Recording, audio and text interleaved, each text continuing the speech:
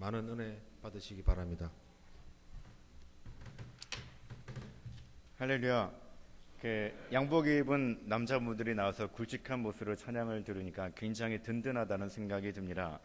그동안 사역했던 교회와 저희 교회의 차이점이 분명히 있습니다. 그동안 사역했던 교회들은 주로 여성분들이 열심을 내고 남자분들은 뒤로 약간 빠져있는 듯한 느낌이 들었는데, 저희 교회는 반대로 우리 여자분들보다 남자분들이 더 열심히 봉사하는 그런 교회입니다. 그래서 더 든든하다는 생각이 들고 더 안정감이 느끼는 게 사실입니다. 오늘 남선교회 연합회로 헌신 예배를 드리는데 올 한 해도 더욱더 충성해서 우리 교회를 든든히 세우시는 남선교회 연합회가 되시기를 바랍니다.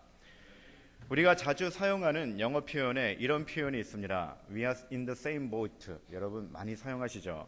한국말로는 한 배를 탔다라는 의미입니다. 사실 이 말은 문자 그대로 같은 배를 타고 있다라는 그런 표현이기도 하지만, 더 나아가서는 우리는 같은 처지에 있다라는 의미로 더 많이 사용하고 있습니다.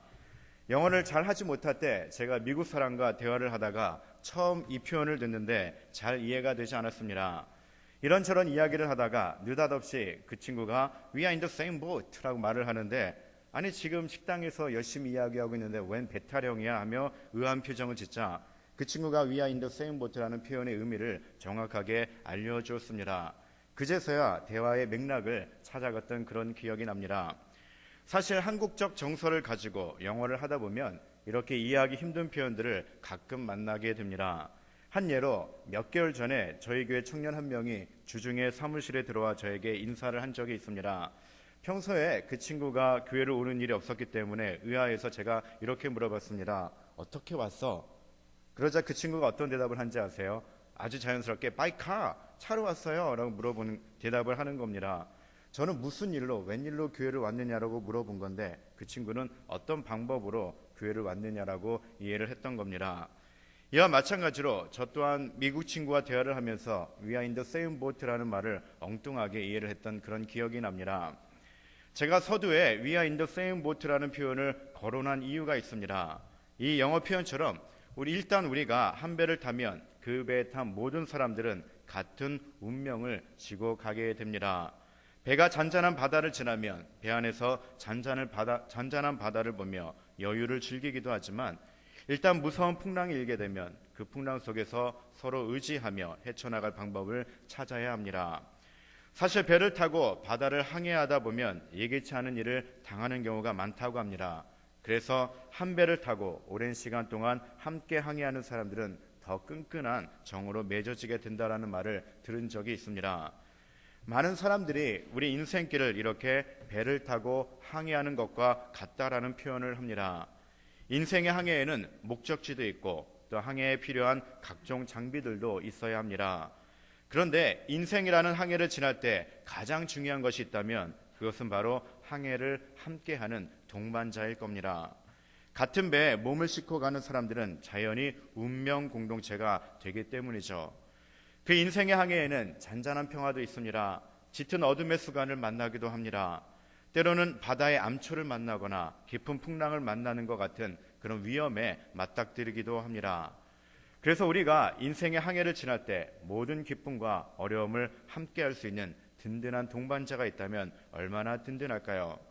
오늘 본문은 성경에서 몇 안 되는 바다를 항해하다 만나는 일에 대해서 소개하고 있습니다. 사도행전 27장은 예루살렘에서 로마로 압송되어 가던 바울이 유라굴로라는 광풍을 만나서 죽을 고비를 넘기면서 그 속에서 하나님의 은혜를 경험한 사건을 기록하고 있습니다. 사도 바울이 타고 가던 배가 그레데 해역에서 풍랑을 만났습니다. 그 배에는 바울을 포함해서 276명의 승객이 타고 있었습니다. 바울은 제수의 신분으로 가이사에게 재판을 받기 위해서 로마로 가는 그런 길이었습니다. 총독 베스도의 명을 받은 백부장 율리오가 그의 군사들과 함께 바울을 호송하고 있었던 겁니다. 바울의 일행을 태우고 가는 알렉산드리아 배는 아프리카에서부터 지중해 연안의 여러 항구를 거쳐 결국에는 이탈리아까지 운행하는 그런 호화 여객선이었습니다. 그 배에는 여러 계층의 사람들이 나름대로의 목적 있는 여행을 하고 있었을 겁니다. 그중 사도 바울은 오직 복음을 위해서만 사는 사람이었습니다. 그는 오래전부터 로마에 가기를 희망했고 그 꿈을 이루고자 하나님께 기도했던 사람이었습니다. 하나님은 바울에게 로마로 가는 길을 열어주셨는데 뜻밖에도 지중해 한가운데서 풍랑을 만나 파선의 위기에 직면했습니다. 예루살렘으로부터 이탈리아로 가는 여정 가운데 함께 배에 오른 사람들은 백부장 율리오를 비롯해 여러 죄인들 그리고 사도 바울의 동역자들 등 다양한 사람들이었습니다. 특별히 이 항해에는 바울의 듬직한 믿음의 동역자들이었던 누가와 아리스다고가 함께 동반을 했습니다. 이 누가와 아리스다고는 제수의 입장이 아니었지만 바울이 옥에 갇혔을 땐 거기 함께 갇혀 있으면서 바울을 돕고 섬겼던 사람들이었습니다. 바울의 일생에 이러한 인물들은 평생 동반자여 또 고난에 동참했던 듬직한 사람들이었습니다. 우리의 삶에도 그러한 동반자가 있다면 어떤 고난도 이겨낼 수 있는 축복받은 사람이라고 할 수가 있습니다. 그런데 이러한 동반자들보다 더 확실한 바울의 동반자는 따로 있었습니다. 바로 살아계신 하나님이셨습니다. 폭풍우를 만난 위기의 바다 위에 하나님은 바울과 함께 하셨습니다. 바로 임마누엘의 축복이 바울에게 임했던 거죠. 그렇다면 오늘 본문을 통해서 우리가 깨달을 수 있는 교훈이 무엇인가에 대해서 잠시 살펴보도록 하겠습니다. 우선 하나님을 믿는 우리의 인생길에도 풍랑은 언제든지 예기치 않게 닥쳐올 수 있다는 사실입니다. 지금 바울이 타고 가는 배는 로마로 가는 여객선이었습니다. 일찍이 바울은 이 계절에 항해하는 것은 위험한 일임을 알고 선장과 백부장에게 이 항해를 하지 말 것을 권면을 했습니다.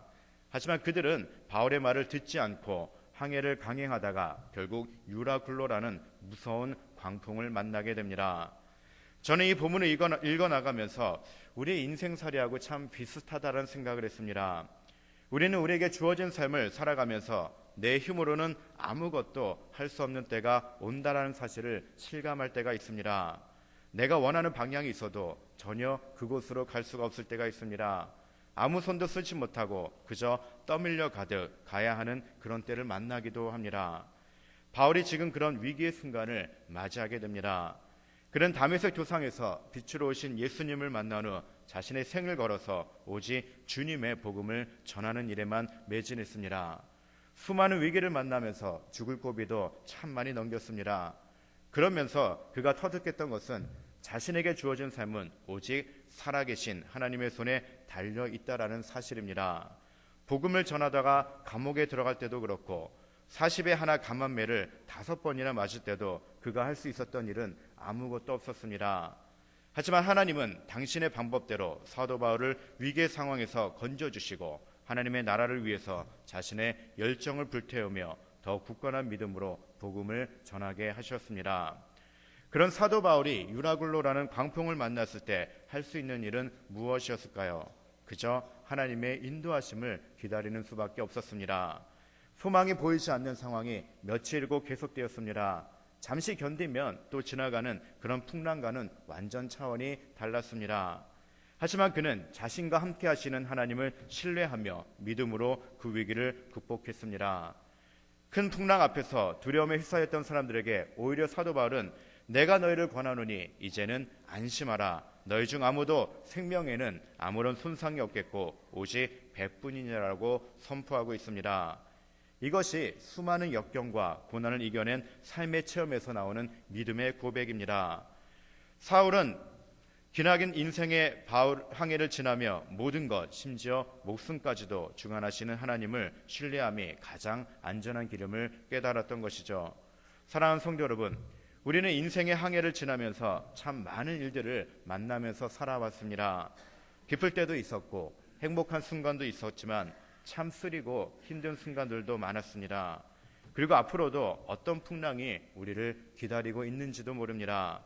그때마다 우리가 의지할 수 있는 가장 믿음직한 동반자는 바로 우리를 창조하시고 우리를 안전한 곳으로 인도하시는 선한 목자가 되시는 하나님이셨습니다. 하나님의 손이 우리를 붙들고 있는 한 그 어떤 풍랑도 우리를 위협할 수가 없습니다. 하나님과 동행하는 삶이 얼마나 행복한 삶인지 여러분 분명히 경험하셨을 겁니다. 수많은 어려움과 고난 가운데 있었던 다윗은 힘들 때마다 자신과 함께 하신 하나님을 생각하며 그 외로움을 치를 읊으면서 달래곤 했습니다. 그 유명한 다윗의 고백처럼 하나님이 친히 우리의 목자가 되시니 우리를 분명히 쉴만한 푸른 초장과 잔잔한 물가로 우리를 인도해 주십니다. 위기의 순간에도 하나님이 함께 하신다라는 굳건한 믿음을 가지고 우리가 어떤 풍랑을 만나더라도 하나님만을 신뢰하시며 영원한 동반자가 되시는 주님과 동행하며 날마다 승리하는 삶을 사시기를 바랍니다. 오늘 본문을 통해서 얻을 수 있는 또 다른 교훈은 바로 풍랑 속에서 우리는 우리 인생에서 가장 소중한 것이 무엇인지를 깨닫게 된다라는 사실입니다. 유라굴로 광풍을 만났을 때 이 배에 있던 선원들이 가장 먼저 한 일은 화물과 항해 도구들을 바다에 던지는 일이었습니다. 그런데 사실 풍랑이 깊어질 때 가장 소중한 것은 무엇일까요? 바로 나의 목숨입니다. 다른 사람의 생명입니다. 바울은 그 배에 타고 있던 276명의 생명이 가장 소중하다는 것을 잘 알고 있었습니다. 선원들이 자기들만 살겠다고 구명정을 내리려고 했을 때 바울은 백부장과 군사들을 설득해서 모두가 다 살기 위해서는 이 선원들이 필요합니다. 그래서 선원들의 탈출을 막아야 합니다라고 권면을 합니다. 그래서 선원들을 탈출을 막고 남아있던 구명정까지 다 버리고 맙니다. 우리는 풍랑을 만나기 전에는 인생에서 무엇이 진정 소중한 것인지 모르며 살기도 합니다. 여러분, 지혜로운 사람과 어리석은 사람은 분명 차이가 있습니다. 지혜로운 사람은 지금 내가 붙들어야 할 것을 또 던져야 할 것을 무엇인지 잘 알고 있습니다. 하지만 어리석은 사람은 버려야 할 것을 붙들고 붙들어야 할 것을 버리는 그런 모습을 보이게 됩니다. 사랑하는 성도 여러분, 우리 인생에서 가장 소중한 것이 있다면 그것이 과연 무엇일까요? 어떤 일이 있어도 꼭 붙잡고 가야 할 것이 과연 무엇일까요? 우리 인생에서 가장 소중한 것은 바로 영원한 생명을 얻는 일입니다. 이 땅에서 아무리 만족하고 풍요롭게 살아도 영생을 얻지 못하면 그 사람은 가장 귀한 것을 놓치는 사람이 되고 맙니다. 그리고 우리만 그 영생을 누리며 살아가는 것이 아니라 내 주변에 죽어가는 생명을 살리는 사명 또한 하나님께서 우리에게 부여해 주신 것을 여러분 꼭 기억하시기 바랍니다. 지금 당장은 눈앞에 보이는 성공이 더 중요하게 보일 수가 있습니다. 그래서 사업을 더 확장시키기 위해, 자녀를 성공적으로 키우기 위해, 또 내 주변에 있는 친구들과 더 즐거운 시간을 함께 보내기 위해 하나님을 예배하며 하나님을 가까이 하는 일에 관심을 두지 못하기도 합니다. 그럴 때마다 하나님은 우리에게 크고 작은 풍랑을 통해 하나님 품으로 다시 돌아올 수 있게 만들어 주십니다. 이런저런 일들로 바쁘게 돌아가는 삶 속에서도 내게 있어서 가장 소중한 것이 무엇인지 깨닫고 다른 무엇보다 영생을 얻고 생명을 구원하는 일에 더 귀하게 쓰임받으시기를 주님의 이름으로 축원해 드립니다. 본문을 통해서 우리가 깨닫는 또 한 가지가 있습니다. 바로 풍랑이 깊어질 때 비로소 사람은 하나님의 말씀에 진지하게 귀를 기울인다는 점입니다. 사실 이탈리아로 가는 이 항해가 위험천만한 일이라는 것을 바울이 일찍이 경고한 바가 있습니다. 하지만 백부장은 바울의 말을 듣지 않고 선장과 선주의 말을 들었습니다. 실제로 풍랑을 만나기 이전에 이 배의 최고의 권력을 가진 사람은 백부장 율리오였습니다. 권력을 가진 사람이 백부장이었다면 풍부한 경험을 가진 사람은 바로 배를 움직이는 선장이었습니다. 풍랑이 일어나기 전까지는 그 권력이 말하고 경험이 말을 했습니다. 바울은 가진 것이 없는 사람이었습니다. 권력도 없었고 발언권도 항해의 경험도 없는 그런 사람이었습니다. 하지만 그에게는 하나님을 믿는 믿음이 있었습니다. 그리고 예수님으로부터 받은 사명이 있었습니다. 하나님이 주신 영감과 지혜가 있었습니다. 하지만 풍랑이 일어나기 전에는 그 누구도 바울의 말에 귀 기울이지 않았습니다. 그런데 본문 이전인 14절을 보면 얼마 안 돼요라는 말로 시작이 됩니다. 이탈리아로 가는 항해가 순항하는 것처럼 보였지만 그것이 얼마 가지 못했다란 말입니다. 바울의 말대로 풍랑이 일어나기 시작했다는 것이죠. 풍랑이 심각해지면서 이젠 사람들의 관심이 백부장이나 선장이 아니라 이 항해를 만류했던 바울에게 넘어옵니다. 강풍 한가운데서 배에 탄 사람들이 살아남을 수 있었던 것은 백부장 덕분도 아니었고 선장 덕분도 아니었습니다. 오로지 믿음을 가진 하나님의 사람, 또 사명으로 무장된 바울이 거기에 있었기 때문에 그렇습니다. 살아계신 하나님은 그 풍랑 가운데 바울에게 찾아오셔서 그를 위로해 주셨고 또 그에게 언약의 말씀을 주셨습니다. 본문 23절을 보면 나의 속한 바 곧 내가 섬기는 하나님의 사자가 어젯밤에 내 곁에 서서 말하되라고 기록하고 있습니다. 여러분, 바울의 어젯밤은 어떤 밤이었을까요? 괴로운 밤이었습니다. 잠을 잘 수가 없는 밤이었습니다. 절망의 밤이었습니다. 그 절망의 밤에 하나님은 바울에게 찾아오셨습니다. 그리고 거기서 그를 위로해 주셨습니다. 하나님은 큰 광풍 한가운데 있는 사도 바울이 두려움에 빠져 있을 때 가장 먼저 주신 말씀이 있습니다. 바로 두려워하지 말라라는 말씀이었습니다. 여러분, 그 말씀에 얼마나 큰 위로를 받았을까요? 이처럼 하나님은 우리가 어떤 상황 가운데서도 두려워하지 말 것을 우리에게 명령하고 계십니다. 그리고 두려워하지 말라라는 명령뿐만이 아니라 우리와 늘 함께 주시겠다라는 약속까지도 함께 주셨습니다.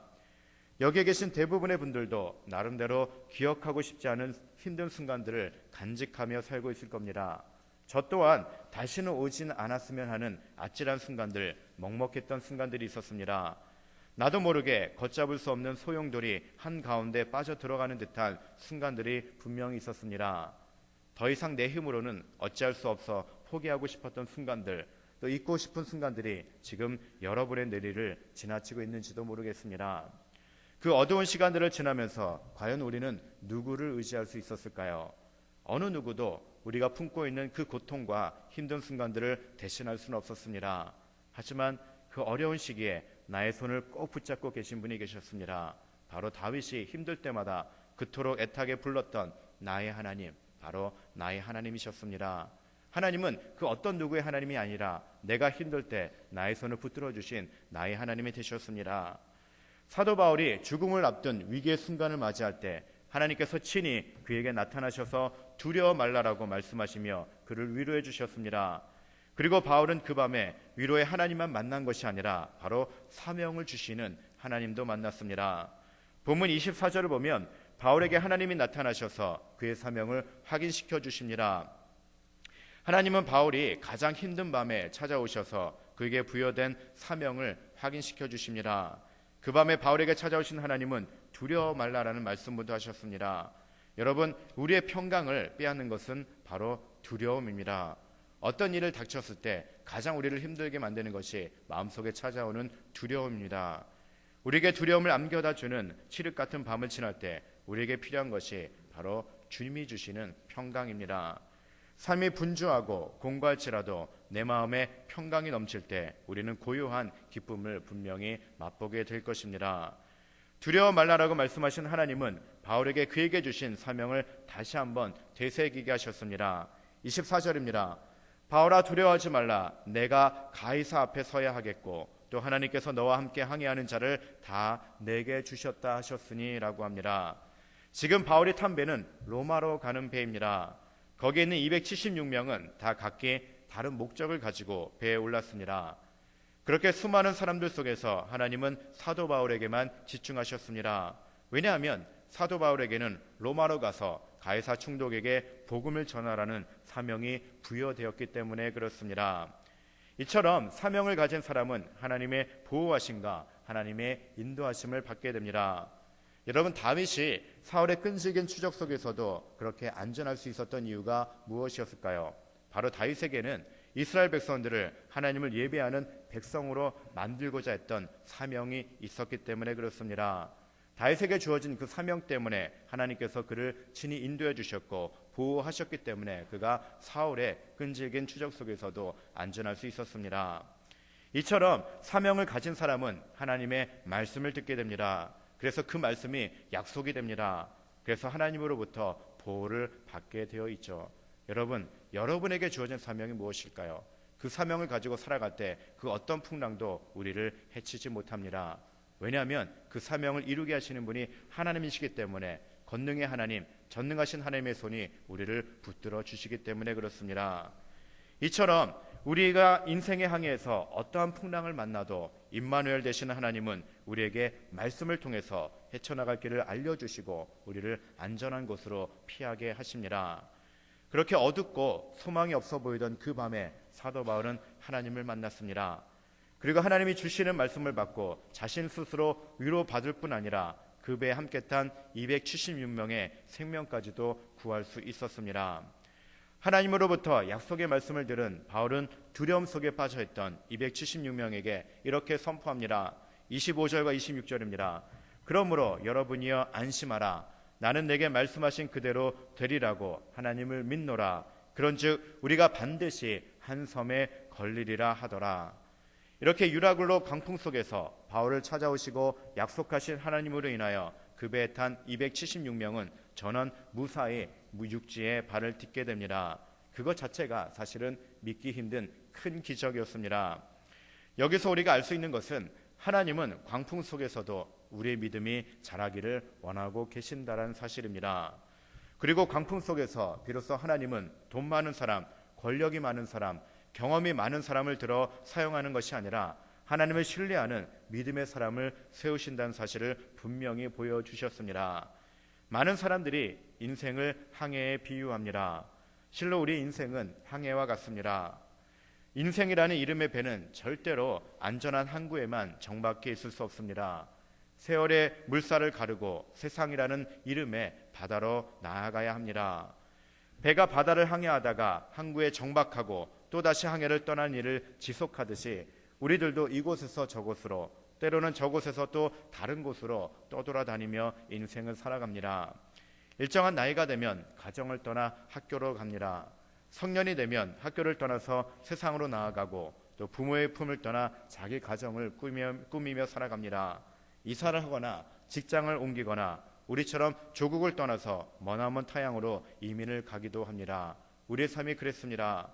가만히 따져보면 인생이라는 것이 돛을 펼치고 접고 또 닻을 올리고 내리기를 반복하는 일과 같습니다. 요람에서 무덤까지 숱하게 수많은 항구들을 찾아다니는 실로 인생은 너무나도 긴 항해입니다.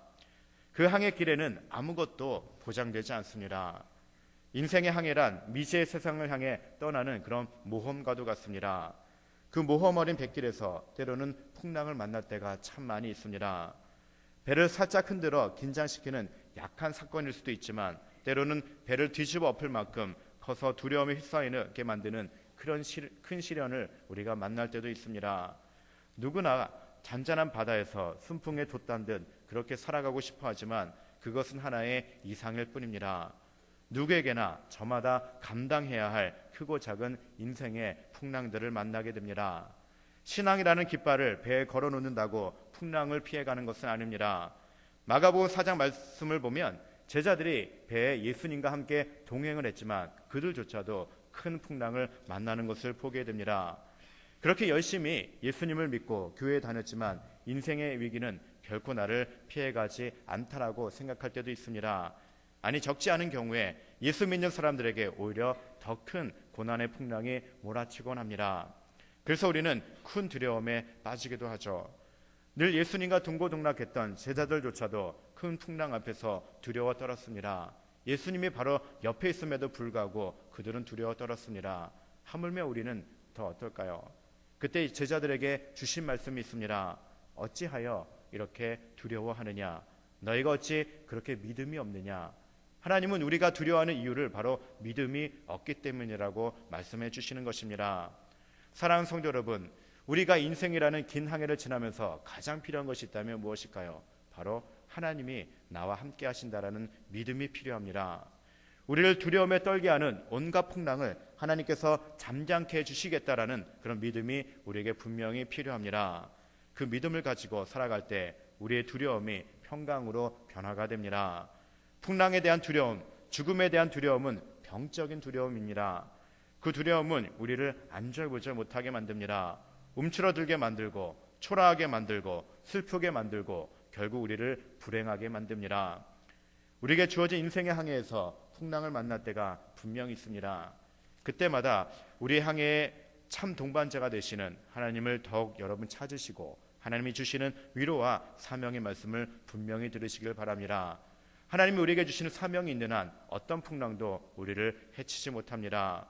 우리에게 하나님이 주신 사명이 있는 한 어떤 위험도 우리를 힘들게 할 수가 없습니다. 그리고 어떤 풍랑을 만나더라도 하나님께서 안전하게 이끌어 주실 것이다라는 믿음을 가지시기 바랍니다. 그 믿음이 온갖 집착과 두려움에서 자유케 되는 참 평안으로 우리의 영혼을 이끌어 줄 것입니다. 담대하고 평온하게 세상의 바다를 향해 돛을 펴게 해 주실 것입니다. 키는 바로 믿음에 있습니다. 하나님이 나와 함께 하신다는 그 믿음을 가지고 어떤 풍랑 속에서도 이겨내시기 바랍니다. 그리고 풍랑 속에서 무엇이 우리에게 가장 소중한 것인지를 분명히 깨닫게 되기를 바랍니다. 우리 인생길에서 가장 소중한 것은 바로 영원한 생명을 붙드는 일입니다. 그리고 죽어가는 다른 영혼들을 살리는 일입니다. 그 사명을 꼭 마음에 새기시고 목숨을 다해서 사명을 다하는 삶을 사시기를 바랍니다. 오늘 이곳에 모여서 헌신 예배를 주관하는 남선교회 연합회는 어차피 한 배를 탄 운명 공동체로 묶여 있습니다. 말 그대로 우리는 We are in the same boat, 한 배를 탄 사람들입니다. 우리에게 주어진 항해의 길에서 어떤 풍랑을 만나도 서로를 지켜줄 수 있는 든든한 동반자가 되어주었으면 합니다. 하나님 안에서 나누는 사랑과 그 교제가 얼마나 귀한지 모릅니다. 우리는 모두 하나님 안에서 한 마음이 되어서 같은 목적지를 향해 나아가는 운명 공동체가 되었음을 여러분 꼭 기억하시고, 가장 중요한 것은 하나님의 뜻대로 우리의 인생의 항해를 맡겨드리는 겁니다. 내가 무언가를 자꾸 하려고 하고 내 생각을 고집하다 보면은 우리는 그 풍랑 속에서 헤쳐나갈 수가 없습니다. 만약에 사람들이 사도 바울의 말을 듣지 않고 끝까지 백부장과 선장의 말을 들었다면 그들은 구원받을 수 없었을 것입니다. 하지만 그들은 위기를 만났을 때 사도 바울에게 집중했습니다. 왜냐하면 사도 바울에게는 하나님의 말씀이 있었기 때문에 그렇습니다. 우리의 삶도 마찬가지입니다. 하나님의 말씀을 붙들고 나아갈 때 우리가 풍랑을 헤쳐나갈 수 있는 믿음을 소유하게 되는 것을 여러분 꼭 기억하시고 믿음만을 가지고 나아가시기 바랍니다. 그리고 우리가 한 배에 탔다라는 운명 공동체라는 의식을 가졌으면 좋겠습니다. 여러분들 한번 생각해 보십시오. 한국에서 잘 나가던 사람들이었습니다. 근데 이 머나먼 미국 땅까지 왔습니다. 하필이면 그것도 스태튼 아일랜드까지 왔습니다. 여러분, 한국 사람들이 이 스태튼 아일랜드 오기가 쉽지가 않습니다. 제가 보스턴에 있을 때 스태튼 아일랜드라고 얘기하니까 스태튼 아일랜드가 어디 있는지 아는 사람이 거의 없었습니다. 뉴욕 가면 다 플러싱 아니면 퀸즈 아니면 뉴저지 펠팍 이 정도 알고 있지, 이 스태튼 아일랜드는 한인 공동체가 있는지를 잘 모릅니다. 근데 여러분들은 이 스태튼 아일랜드까지 밀려왔습니다. 그리고 이 교회에 수많은 교회가 있는데 하필이면 이 뉴욕 성결교회까지 왔습니다. 하필이면이란 단어가 잘 어울리진 않습니다. 하나님의 축복 가운데 이 교회까지 왔습니다. 이렇게 우리는 하나님이 묶어주신 운명 공동체가 되었다는 얘기죠. 그렇다면 우리는 서로에게 귀중한 동반자가 되어야 합니다. 평생 이 교회에서 하나님만을 섬기고 한 마음을 가지고 또 교회를 세우는 일에 여러분들이 쓰임받았으면 좋겠습니다. 특별히 남선교회 연합회가 올 한 해 동안 많은 사업을 할 겁니다. 무엇보다도 교회를 든든히 세우는 일에 쓰임받았으면 좋겠습니다. 그럴 때 가장 중요한 것은 내 생각을 버리는 겁니다. 내 생각엔 이것을 고집하다 보면 교회는 무너질 수밖에 없습니다. 하나님만을 바라보시고 믿음으로 나아가시기 바랍니다. 그리고 서로가 힘들 때 서로에게 든든한 조력자가 되어주셔서 또 서로에게 격려해 주심으로 말미암아 우리 교회가 하나님 안에서 따뜻한 공동체가 되고 하나님 안에서 든든하게 세워지는 복된 교회가 되기를 주님의 이름으로 축원해 드립니다. 기도하겠습니다. 사랑의 하나님, 하나님께서 우리를 사랑해 주셔서 이 뉴욕 성결교회에 묶어주시고 하나님을 예배하며 하나님만을 바라보며 또 맡겨주신 사역을 감당할 수 있도록 은혜를 베풀어 주신 것 참으로 감사드립니다. 우리를 한 배에 탄 운명 공동체로 만들어 주셨사오니 이곳에서 오직 하나님만을 예배하는 삶을 살게 도와주시고 하나님만을 바라보는 믿음의 삶을 살 수 있도록 인도하여 주시옵소서. 세상을 살아감에 있어서 예기치 않은 풍랑을 만날 때가 있습니다. 그럴 때마다 두려워하지 말라라는 하나님의 약속의 말씀을 붙들게 도와주시고 우리에게 사명을 부여해 주신 그 말씀을 기억함으로 말미암아 하나님이 나를 보호해 주시고 나를 안전한 곳으로 인도해 주시는 그 믿음을 가지며 살아갈 수 있도록 우리의 삶을 이끌어 주시옵소서. 또한 아버지 하나님, 풍랑을 만날 때 내게 있어서 가장 소중한 것이 무엇인지 깨닫게 도와주시옵소서. 세상을 살아감에 있어서 여러 가지 많은 일들을 해야 합니다. 하지만 그 가운데서도 영생을 얻는 일에 우리가 최선을 다하게 도와주시고 주변에 죽어가는 많은 영혼들을 살리는 일에 우리가 맡겨주신 일들을 감당해 나갈 수 있도록 우리에게 사명감을 부여해 주시옵소서. 하나님, 무엇보다도 우리 인생의 참된 동반자가 되시는 하나님만을 의지하게 도와주시고 또 하나님 묶어주신 다른 동반자들을 서로 세워주며 격려하며 일으켜 세워줌으로 말미암아 우리 교회가 하나님이 기뻐하시는 공동체가 되게 도와주시고 힘들고 어렵고 답답한 사람들에게 위로가 되어줄 수 있는 진정한 그런 크리스찬의 공동체가 될 수 있도록 우리 교회를 축복하여 주시옵소서. 그래서 이 지역 사회에서 초대교회처럼 소문난 교회가 되게 도와주시고 우리 교회가 주님이 부어주시는 참된 부흥을 경험할 수 있는 은혜로운 교회가 될 수 있도록 또 우리 교회를 이끌어 주시옵소서. 모든 영광 주님께 올려드리며 예수님의 이름으로 간절히 기도드립니다. 아멘. 이 시간은 헌금 시간입니다.